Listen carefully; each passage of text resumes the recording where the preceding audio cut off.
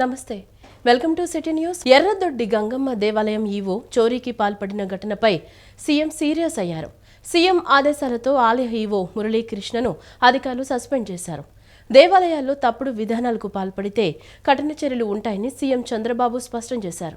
సత్యసాయి జిల్లా కదిరి రూరల్ పరిధిలో గంగమ్మ గుడిలో ఆలయ ఈవోనే చోరీ చేసిన ఘటనపై ప్రభుత్వం చర్యలు చేపట్టింది. ముఖ్యమంత్రి చంద్రబాబు నాయుడు ఆదేశాల మేరకు ఈవో మురళీకృష్ణను సస్పెండ్ చేస్తూ దేవాదాయ శాఖ ఆదేశాలిచ్చింది. గుడిలో 5 కిలోల వెండి ఆభరణాలు, చీరలు సహా ఇతర విలువైన వస్తువులను అదే దేవాలయం ఈవో మురళీకృష్ణ చోరీ చేస్తూ రెడ్ హ్యాండెడ్గా దొరికిపోయాడు.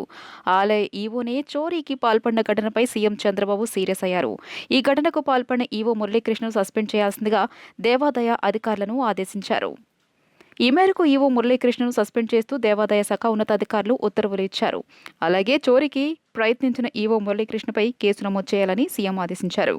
స్థానిక దేవాదాయ శాఖ అధికారుల ఫిర్యాదు మేరకు కేసు నమోదు చేసిన పోలీసులు ప్రాథమిక విచారణలో చోరీ నిర్ధారణ కావడంతో అతన్ని అరెస్ట్ చేశారు. భక్తుల మనోభావాలు దెబ్బతీసేలా వ్యవహరించిన వారిపై కఠినంగా చర్యలు తీసుకోవాలని సీఎం చంద్రబాబు స్పష్టం చేశారు. నేటి నుంచి డిసెంబర్ 14వ తేదీ వరకు వారం రోజుల పాటు రాష్ట్ర వ్యాప్తంగా హస్తకళల ఉత్పత్తులు, కళాకారులను ప్రోత్సహించేందుకు జాతీయ హస్తకళల వారోత్సవాలు నిర్వహిస్తున్నట్లు ఆంధ్రప్రదేశ్ హస్తకళల అభివృద్ధి సంస్థ చైర్మన్ పసుపులెట్టి హరిప్రసాద్ తెలిపారు. హస్తకళల ఉత్పత్తిలో రాష్ట్రానికి 9 జాతీయ అవార్డులు వచ్చాయని, 3 కళాకారులు త్వరలో రాష్ట్రపతి చేతుల మీదుగా అవార్డు అందుకోనున్నారని ఆయన వెల్లడించారు. రాష్ట్ర హస్తకళా వారసత్వాన్ని ప్రోత్సహించేందుకు విస్తృత కార్యక్రమాలు చేపడుతున్నామని, అనేక ప్రాంతాల్లో కళాకారులకు టూల్ కిట్లను ఉచితంగా అందజేస్తున్నామని ఆయన వివరించారు. జాతీయ హస్తకళల వారోత్సవాలు ఈ రోజు విజయవాడలో ప్రారంభమయ్యాయి. ఆంధ్రప్రదేశ్ హస్తకళల అభివృద్ధి సంస్థ చైర్మన్ పసుపులేటి హరిప్రసాద్ ఈ వారోత్సవాలను ప్రారంభించారు. నేటి నుంచి డిసెంబర్ 14వ తేదీ వరకు వారం రోజుల పాటు రాష్ట్ర వ్యాప్తంగా హస్తకళల ఉత్పత్తులు, కళాకారులను ప్రోత్సహించేందుకు ఈ కార్యక్రమాలు నిర్వహిస్తున్నట్లు ఆయన తెలియజేశారు.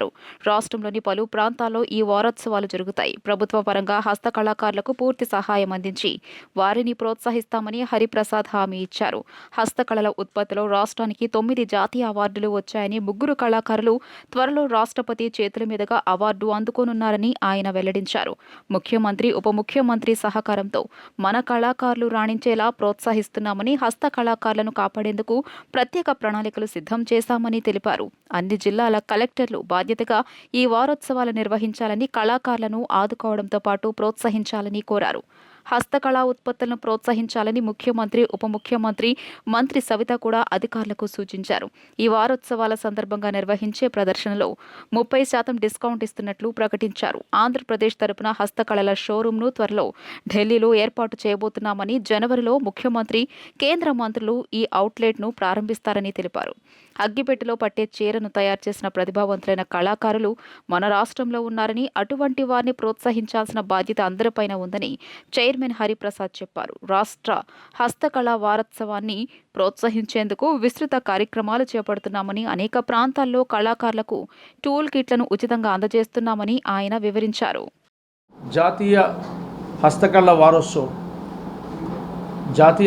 వారోత్సవం మనము ఈ నెల 8వ తారీఖు నుంచి 14వ తారీఖు వరకు మన ఏపీ హ్యాండిక్రాఫ్ట్ కార్పొరేషన్ తరఫున వైభవంగా రాష్ట్రంలో, అలాగే మన ప్రధానమంత్రి గారి ఆదేశాల మేరకు భారతదేశం అంతా మన ముఖ్యమంత్రి వర్యులు చంద్రబాబు నాయుడు గారు, అలాగే ఉప ముఖ్యమంత్రి వర్యులు పవన్ కళ్యాణ్ గారు, అలాగే మంత్రివర్యులు సవిత గారి ఆధ్వర్యంలో ఈ యొక్క వారోత్సవాలు చాలా ఘనంగా కళాకారులను, హస్తకళాకారులను ప్రోత్సహించే విధంగా వాళ్లకు వివిధ రకాల సహాయం చేస్తూ, అలాగే వారి యొక్క కళను ప్రదర్శించడానికి రాష్ట్రంలో ఏపీ హ్యాండిక్రాఫ్ట్స్ చేతుల మీదుగా చాలా ప్రోగ్రామ్స్ కూడా ఈ వారంలో డిజైన్ చేయబడ్డాయి. ముఖ్యంగా మనం చాలా గర్వంగా చెప్పుకోవచ్చు, 36 వన్ డిస్ట్రిక్ట్ వన్ ప్రోడక్ట్లో మనకు దాదాపు ఢిల్లీలో మన జరిగిన అవార్డ్స్లో దాదాపు 9 అవార్డ్స్ రావడం చాలా గర్వకారణం. విజయవాడ పాలిక్లినిక్ రోడ్లోని సిద్ధార్థ హోటల్ మేనేజ్మెంట్ కళాశాల మైదానంలో ఏర్పాటు చేసిన ఆంధ్రప్రదేశ్ ఫల పుష్ప ప్రదర్శన 2025కు విశేష స్పందన లభిస్తోంది. ఈ నెల 5న మొదలైన ఈ ప్రదర్శన ఇవాళతో ముగియనుంది. నగరంతో పాటు చుట్టుపక్కల ప్రాంతాల నుంచి పెద్ద సంఖ్యలో తరలివచ్చిన సందర్శకులు మొక్కలు, వివిధ జాతుల చెట్లు, కుండీలు, గార్డెనింగ్ వస్తువులను ఆసక్తిగా తిలకిస్తున్నారు. తెలుగు రాష్ట్రాల నుంచే కాకుండా పూణే, బెంగళూరు, కోల్కతా, మధ్యప్రదేశ్, పశ్చిమ బెంగాల్ నుంచి వచ్చిన నర్సరీల నిర్వాహకులు ఈ ప్రదర్శనలో స్టాళ్లను ఏర్పాటు చేశారు. దేశవాళీ సంకర కూరగాయలు, పూలు, మొక్కలు, పండ్ల మొక్కలు, విత్తనాలను సైతం ప్రదర్శనకు ఉంచారు. సందర్శకులు పెద్ద సంఖ్యలో తరలివచ్చి మొక్కలను కొనుగోలు చేస్తున్నారు. నగరవాసులకు ప్రకృతి సోయగాలు, పచ్చదనంపై అవగాహన పెంచే లక్ష్యంతో విజయవాడలో నిర్వహించిన ఫల పుష్ప మొక్కల ప్రదర్శన సందర్శకులను విశేషంగా ఆకట్టుకుంది. Rose society of Andhra Pradesh, Haritapriya plants lovers society మరియు విజయవాడ నగరపాలక సంస్థల సంయుక్త ఆధ్వర్యంలో ఈ అద్భుతమైన ప్రదర్శనను ఏర్పాటు చేశారు. డిసెంబర్ 5వ తేదీన ప్రారంభమైన ఈ ప్రదర్శన నేటితో ముగియనుంది. మొత్తం 4 రోజుల పాటు నిర్వహించిన ఈ ఈవెంట్కు నగరంతో పాటు చుట్టుపక్కల ప్రాంతాల నుంచి కూడా భారీ సంఖ్యలో ప్రకృతి ప్రేమికులు, సాధారణ సందర్శకులు తరలివచ్చారు. ఈ ప్రదర్శన విజయవాడకే పరిమితం కాకుండా దేశంలోని పలు ప్రాంతాల నర్సరీ నిర్వాహకులను ఒకే వేదికపైకి తీసుకురావడం విశేషం. తెలుగు రాష్ట్రాల నుంచే కాకుండా పూణే, బెంగళూరు, కోల్కతా, మధ్యప్రదేశ్, పశ్చిమ బెంగాల్ వంటి సుదూర ప్రాంతాల నుంచి వచ్చిన నర్సరీలు ఇక్కడ తమ స్టాళ్లను ఏర్పాటు చేశాయి. వివిధ రకాల మొక్కలు, అరుదైన జాతుల చెట్లు, గార్డెనింగ్ పరికరాలు, కుండీలు, ఎరువులు వంటి వాటిని ప్రదర్శనకు ఉంచారు. సందర్శకులు ముఖ్యంగా దేశవాళీ సంకర కూరగాయల మొక్కలు, అనేక రకాల పూల మొక్కలు, పండ్ల మొక్కలు, అరుదైన విత్తనాలను ఆసక్తిగా తిలకించారు. ఇంటి ఆవరణలో, బాల్కనీల్లో పెంచుకోవడానికి అనువైన మొక్కల గురించిన సమాచారాన్ని తెలుసుకుంటూ వాటిని ఉత్సాహంగా కొనుగోలు చేశారు. పచ్చదనం పెంపుదలకు నగరవాసులు చూపుతున్న ఈ ఆసక్తిని నిర్వాహకులు స్వాగతించారు. గత కొన్నేళ్లుగా విజయవాడలో ఈ ప్రదర్శన విజయవంతంగా జరుగుతూ ప్రజల్లో తోటల పెంపకంపై ఉన్న మమకారాన్ని ప్రతిబింబిస్తోందని నిర్వాహక సంఘాల ప్రతినిధులు తెలియజేశారు. గన్నవరం మాజీ ఎమ్మెల్యే వైసీపీ కీలక నేత వల్లభనేని వంశీమోహన్ కు బిగ్ షాక్ తగిలింది. వంశీ ప్రధాన అనుచరుడు కొమ్మ కోట్లను విజయవాడ పటమట పోలీసులు అదుపులోకి తీసుకున్నారు.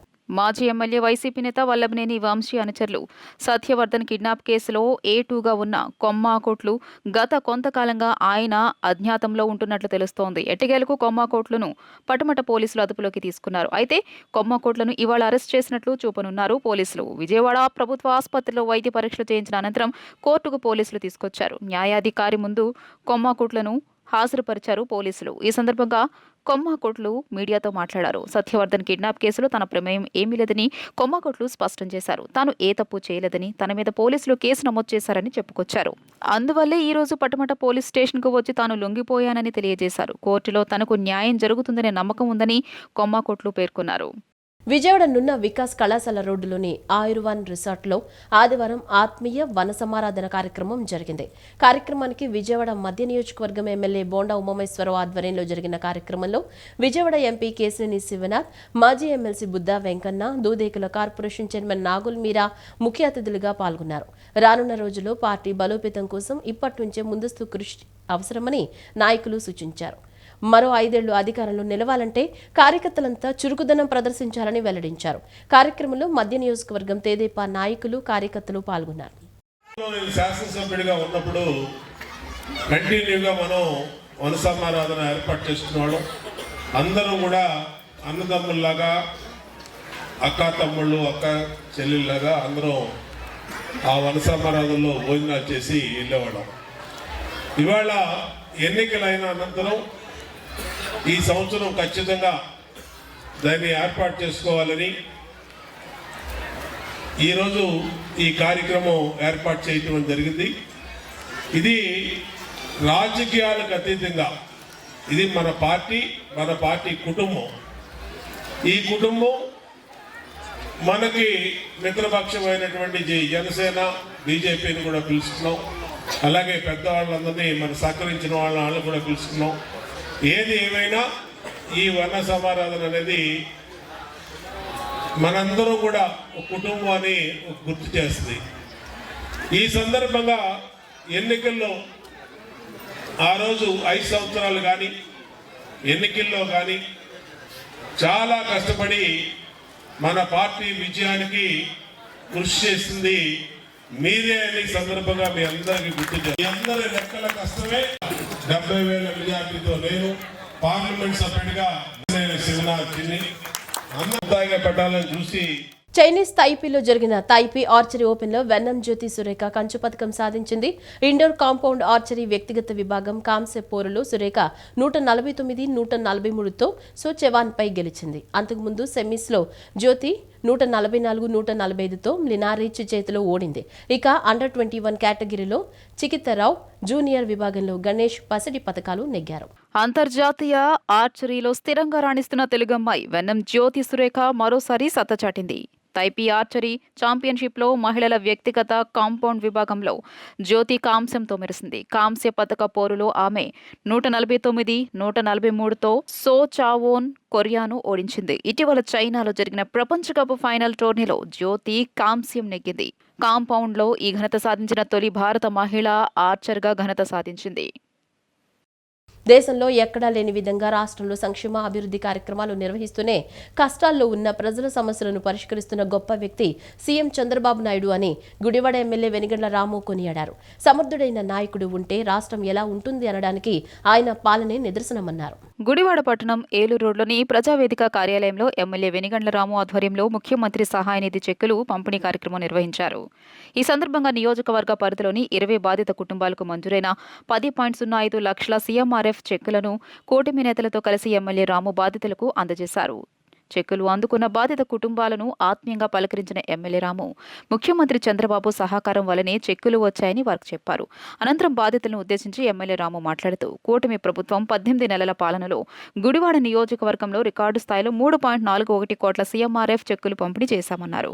ఆర్థిక ఇబ్బందులు ఉన్న ప్రజల సమస్యలను పరిష్కరించడంలో సీఎం చంద్రబాబు రాజీ లేకుండా పనిచేస్తున్నారని కొనియాడారు. ఒకవైపు పరిశ్రమలు తీసుకొస్తూ ఉద్యోగ అవకాశాలు కల్పిస్తూనే మరోవైపు అభివృద్ధి సంక్షేమ కార్యక్రమాలను విజయవంతంగా సీఎం చంద్రబాబు కొనసాగిస్తున్నారన్నారు. ప్రజల నుంచి అవిశ్రాంతంగా కష్టపడుతున్న సీఎం చంద్రబాబు కూటమి ప్రభుత్వానికి ప్రజలందరూ మద్దతుగా నిలవాలని ఎమ్మెల్యే రాము విజ్ఞప్తి చేశారు.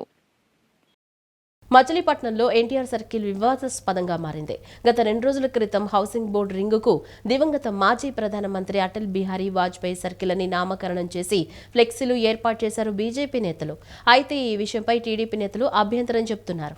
మచిలీపట్నంలో ఎన్టీఆర్ సర్కిల్ వివాదాస్పదంగా మారింది. గత 2 రోజుల క్రితం హౌసింగ్ బోర్డు రింగుకు దివంగత మాజీ ప్రధానమంత్రి అటల్ బిహారీ వాజ్పేయి సర్కిల్ అని నామకరణ చేసి ఫ్లెక్సీలు ఏర్పాటు చేశారు బీజేపీ నేతలు. సోమవారం అదే రింగ్లో వాజ్పేయి విగ్రహ శంకుస్థాపనకు సిద్ధమయ్యారు బీజేపీ నేతలు. ఈ క్రమంలోనే వాజ్పేయి పేరు పెట్టడాన్ని తీవ్రంగా వ్యతిరేకిస్తున్నారు తెలుగుదేశం నేతలు. ఈ నేపథ్యంలోనే హౌసింగ్ బోర్డు రింగ్లో కూర్చుని నిరసన తెలియజేశారు urban bank chairman Dilip Kumar. గతంలోనే హౌసింగ్ బోర్డు రింగ్ సెంటర్ను ఎన్టీఆర్ సర్కిల్గా నామకరణం చేస్తూ మున్సిపాలిటీల్లో తీర్మానం చేసిన విషయం తెలిసిందే.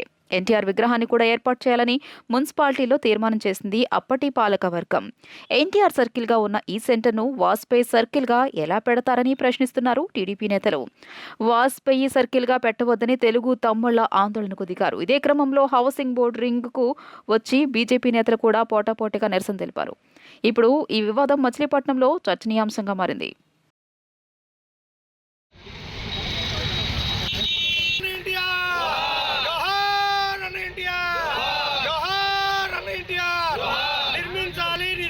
ఎన్టీఆర్ గారి విగ్రహం ఇక్కడే నిర్మించాలి ఎన్టీఆర్ గారి విగ్రహం ఇక్కడే నిర్మించాలి అన్నగారి విగ్రహం ఇక్కడే.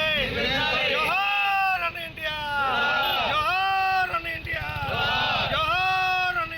శ్రీ అయ్యప్ప మండలి పూజా మహోత్సవ కమిటీ ఆధ్వర్యంలో అయ్యప్ప పడి పూజా కార్యక్రమం అత్యంత భక్తి శ్రద్ధలతో నిర్వహించారు. విశేష సంఖ్యలో అయ్యప్ప స్వాములు, భవానీలు ఈ కార్యక్రమంలో పాల్గొని అయ్యప్పకు ప్రత్యేక పూజలు నిర్వహించారు. గత 31 సంవత్సరాలుగా అయ్యప్ప పడి పూజా కార్యక్రమం నిర్వహించడం అభినందనీయమని మాజీ మంత్రి వైసీపీ నేత వెల్లంపల్లి శ్రీనివాసరావు పేర్కొన్నారు. 1 టౌన్ చౌక్ సమీపంలోని పూలబావి వీధిలో శ్రీ అయ్యప్ప మండలి పూజా మహోత్సవ కమిటీ ఆధ్వర్యంలో అయ్యప్ప పడి పూజ కార్యక్రమం జరిగింది. బ్రహ్మశ్రీ మురళీధరన్ నంబూద్రి ఆధ్వర్యంలో కేరళ సాంప్రదాయ పద్ధతిలో పడిపూజ మహోత్సవ కార్యక్రమం అత్యంత వైభవంగా భక్తి శ్రద్ధలతో జరిగింది. పసుమర్తి శివరాజ్ కుమార్ బ్రదర్స్ ఆధ్వర్యంలో అయ్యప్ప స్వామి, కనకదుర్గమ్మ, షిరిడీ సాయి నాథుని భక్తి గీతాలను ఈ సందర్భంగా ఆలపించి స్వాములను భక్తి పారవశ్యంలోకి తీసుకువెళ్లారు. అయ్యప్ప నామస్మరణతో పూలబావి వీధి మార్మోగింది. చుట్టుపక్కల ప్రాంతాలకు చెందిన అయ్యప్ప స్వాములు, భవానీలు పెద్ద ఎత్తున ఈ పడిపూజలో పాల్గొని అయ్యప్ప స్వామికి ప్రత్యేక పూజలు గావించారు. ఈ అయ్యప్ప పడిపూజ మహోత్సవానికి మాజీ మంత్రి వైసీపీ నేత వెల్లంపల్లి శ్రీనివాసరావు ముఖ్య అతిథిగా విచ్చేసి అయ్యప్ప స్వామిని దర్శించుకుని పూజలు గావించారు. ఈ సందర్భంగా ఉత్సవ కమిటీ ప్రతినిధులు ఆయనకు ఘన స్వాగతం పలికారు. ఈ కార్యక్రమాన్ని ఉద్దేశించి వెల్లంపల్లి శ్రీనివాసరావు మాట్లాడుతూ శ్రీ అయ్యప్ప మండలి పూజ మహోత్సవ కమిటీ గత 31 సంవత్సరాలుగా అయ్యప్ప పడి పూజను అంగరంగ వైభవంగా నిర్వహించడం అభినందనీయమన్నారు. మురళీధరన్ నంబూద్రి కేరళ సాంప్రదాయ పద్ధతిలో పడిపూజ నిర్వహించారని, అధిక సంఖ్యలో అయ్యప్ప స్వాములు, భవానీలు పడిపూజ కార్యక్రమంలో పాల్గొనడం సంతోషంగా ఉందన్నారు. ఈ పడిపూజ మహోత్సవాన్ని ప్రతి ఏటా నిర్వహించాలని, ఆ అయ్యప్ప దీవెనలు ప్రజలందరిపై ఉండాలని, ప్రజలంతా సుఖ సంతోషాలతో జీవించాలని ఆకాంక్షిస్తున్నట్లు తెలిపారు. అనంతరం శ్రీ అయ్యప్ప మండల పూజ మహోత్సవ కమిటీ ప్రతినిధి రుక్మన్ కుమార్ మాట్లాడుతూ పూలబావి వీధిలో గత 31 సంవత్సరాలుగా అయ్యప్ప పడిపూజను నిర్వహిస్తున్నామని తెలిపారు. స్థానికుల సహకారంతోనే ఈ అయ్యప్ప పడిపూజను అత్యంత వైభవంగా నిర్వహిస్తున్నట్లు పేర్కొన్నారు. ప్రతి సంవత్సరం ఒక అందమైన సెట్టింగ్ వేసి అయ్యప్ప స్వామి పడిపూజ చేస్తున్నట్లు తెలియజేశారు. పసుమర్తి బ్రదర్స్ ఆలపించిన భక్తి గీతాలు అయ్యప్ప స్వాములు, భవానీ భక్తులను ఎంతగానో అలరించాయని, భక్తి పారవస్యంతో అయ్యప్ప స్వామికి పూజలు చేశారని ఆయన వివరించారు. మన పూలబాయి సందులో గత 31 సంవత్సరాలు పూర్తి చేసుకొని 32వ సంవత్సరంలో అడుగు పెడుతున్న ఈ భజన కార్యక్రమం చక్కటి స్నేహితులందరూ కలిసి శ్రీ అయ్యప్ప మండల పూజా మహోత్సవ కమిటీ వారి ఆధ్వర్యంలో ఘనంగా కూడా 31 సంవత్సరాలు పూర్తి చేసుకుంది. 32వ సంవత్సరం ఏదైతే కేరళలో శబరిమలలో పడి పూజ చేస్తారో మురళీ నమ్ముద్రి గారి ద్వారా అటువంటి పడి పూజని ఈ ప్రాంత ప్రజలందరూ కూడా ఆస్వాదించే విధంగా, చూసే విధంగా, అదేవిధంగా గానామృతం వచ్చేసి పసుమర్తి బ్రదర్స్ అందరూ కూడా చాలా చక్కగా సాంప్రదాయ పద్ధతి ప్రకారం ఈ కార్యక్రమాన్ని చేస్తుంటారు. ఇది వీళ్ళందరూ 30 సంవత్సరాల క్రితం చిన్న వయసు వీళ్ళందరూ కూడా వీళ్ళ తండ్రులు బిగిన్ చేసింది అదే కంటిన్యూ చేస్తే ఇప్పుడు అదే తరాన్ని ప్రతి సంవత్సరం ఎక్కడ ఆనవాయితీ తప్పకుండా ఈ కార్యక్రమాన్ని చేయడం చాలా శుభపరిణామం. వారందరికీ కూడా అయ్యప్ప స్వామి ఆశీస్సులు ఉండాలని శ్రీ అయ్యప్ప మండలి పూజ మహోత్సవ సమితి ఆధ్వర్యంలో 31 సంవత్సరాలు కంప్లీట్ చేసుకొని 32వ సంవత్సరాలకి అడుగుదిడుతున్నాము. ఇక్కడ ప్రతి సంవత్సరం కూడా వైభవంగా ఒక సంవత్సరం జరిగినటువంటిగా ఇంకో సంవత్సరం మనం డెకరేషన్ కానీ వైభవంగా ప్రతిరోజు ఒక్కొక్కసారి ఒక్కొక్క సంవత్సరం ఒక్కోలాగా చేయటం మా ఆనవాయితీ. ఇక్కడ ఈ సందు ప్రాముఖ్యత ఏంటంటే ఇక్కడ వినాయక చవితి అలాగే వైభవంగా జరుగుతుంది, అలాగే అయ్యప్ప స్వామి కూడా భజనలు బ్రహ్మాండంగా జరుగుతూ ఉంటాయి. సో 31 సంవత్సరం నుంచి ఎంతో సహకరించినటువంటి ఈ సందులో వాళ్ళందరికీ కూడా, తర్వాత భక్తులకు కూడా మా కృతజ్ఞతలు. ప్రతి సంవత్సరం ఇలాగే జరగాలని మేము కోరుకుంటున్నాము. ధన్యవాదాలు. యేసుక్రీస్తు బోధనలు నేటి సమాజానికి అనుసరణీయమని క్రీస్తు సహవాసం ప్రార్థనా మందిరం సంఘ కాపరి బ్రదర్ కెఆర్ రాజు తెలిపారు. యేసుక్రీస్తు జన్మదినాన్ని పురస్కరించుకుని క్రిస్మస్ వేడుకలు అంగరంగ వైభవంగా నిర్వహించేందుకు అన్ని ఏర్పాట్లు జరిగాయని ఆయన వివరించారు. ప్రతి ఒక్కరూ యేసుక్రీస్తు చూపిన మార్గంలో పయనించాలని ఆయన పిలుపునిచ్చారు. చిట్టినగర్ సెంటర్లోని క్రీస్తు సహవాస ప్రార్థనా మందిరం ఆధ్వర్యంలో సెమీ క్రిస్మస్ వేడుకలు అత్యంత భక్తి శ్రద్ధలతో జరిగాయి. సంఘ కాపరి బ్రదర్ కెఆర్ రాజు, ప్రేమ, సౌజన్య సంఘ సభ్యులు ఆధ్వర్యంలో క్రైస్తవులు పెద్ద సంఖ్యలో పాల్గొని యేసుక్రీస్తును ఆరాధిస్తూ ప్రార్థనలు, గీతాలాపనలు చేశారు. ఈ సందర్భంగా సంఘ కాపరి బ్రదర్ కెఆర్ రాజు మాట్లాడుతూ ప్రతి ఒక్కరూ ప్రేమ, కరుణ, సామరస్య విలువలను కలిగి ఉండాలన్నదే యేసుక్రీస్తు సందేశమని తెలిపారు. యేసుక్రీస్తు జన్మదినాన్ని పురస్కరించుకుని చేసుకునే అతిపెద్ద పండుగ క్రిస్మస్ అని చెప్పారు. తమ సంఘం ఆధ్వర్యంలో తొలి సెమీ క్రిస్మస్ వేడుకలను ఎంతో ఘనంగా నిర్వహించుకోవడం జరిగిందని చెప్పారు. ఈ వేడుకలకు సహకరించిన ప్రతి ఒక్కరికి ప్రత్యేక ధన్యవాదాలు తెలియజేశారు. క్రీస్తు ఆశీస్సులు ప్రతి ఒక్కరిపై ఉండాలని ఆకాంక్షించారు. అనంతరం అందరికీ ప్రేమ విందు నిర్వహించారు. చిట్టినగర్ టైలర్పేట ప్రాంతం నుంచి మరి క్రీస్తు సహవాసం అనే సంఘము ఈ పరిచర్య అందరికీ యేసుక్రీస్తు ప్రభు వారి యొక్క ప్రేమ, ఆయన కరుణ, ఆయన కృప తెలియజెప్పాలని చెప్పి మేము ఎంతో ఆశతోనూ ఆసక్తితోనూ మరి క్రిస్మస్ వేడుకలు జరుగుచుండగా మరి జనులందరూ మరి యేసుక్రీస్తు ప్రభు వారి యొక్క ప్రాముఖ్యతను, విశిష్టతను, ఆయన ఎందు నిమిత్తం ఈ లోకానికి వచ్చాడో మన పాపాలన్నిటినీ ఆయనపై మోపుకొని మన పరిశుద్ధులుగా మార్చి పరలోకం చేర్చాలని ఆయన ఆశను, ఆసక్తిని, ఆకాంక్షను మరి ప్రజలందరికీ తెలియపరచాలని చెప్పి మేమందరం ఎంతో కృషి చేస్తూ ఈ వార్తలు ఇంతటితో సమాప్తం. నమస్కారం.